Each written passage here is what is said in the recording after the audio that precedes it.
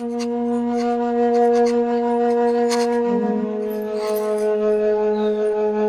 गए ना भाई, ही रहे। कहाँ गया हो?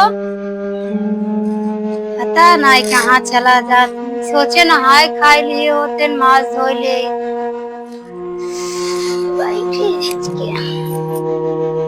यही तो रहन पे परवा पड़ा। अच्छा है रखे हम पे परवा। देखी का पढ़त है, पढ़े लिखे था उतना जमन छपर है, कम से कम वही देखब तभी जे देखे कहे हाँ लागत देकर मेरा रुआ बड़ी पढ़ी लिखी है, पढ़ाई वढ़ाई जाना थे। देखी काल छपा अच्छा है मेरा रुआ कटवा में लड़किया बा, यह ये देखा थे। अच्छा आवाज दिन है तब बताई थे।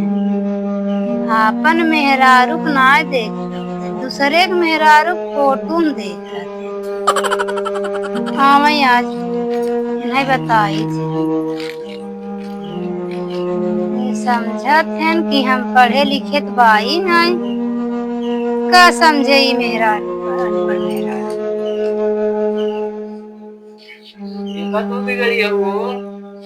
आई गया बैठे।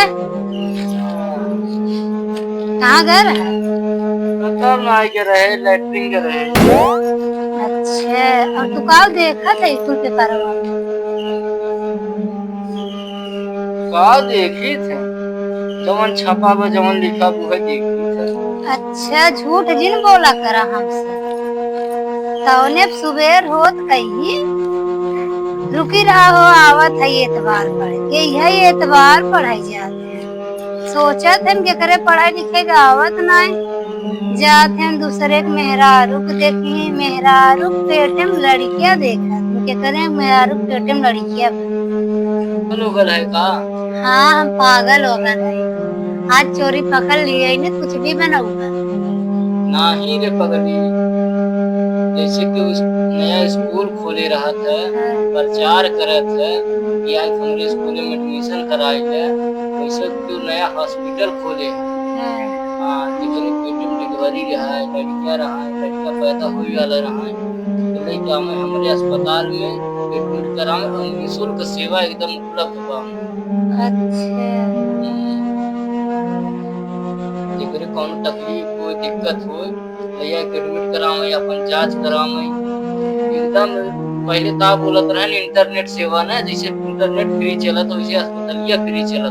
अच्छा हम नहीं समझे जवन से हमें इंग्लिश के का कहा था वही हमें माफ कर दिया।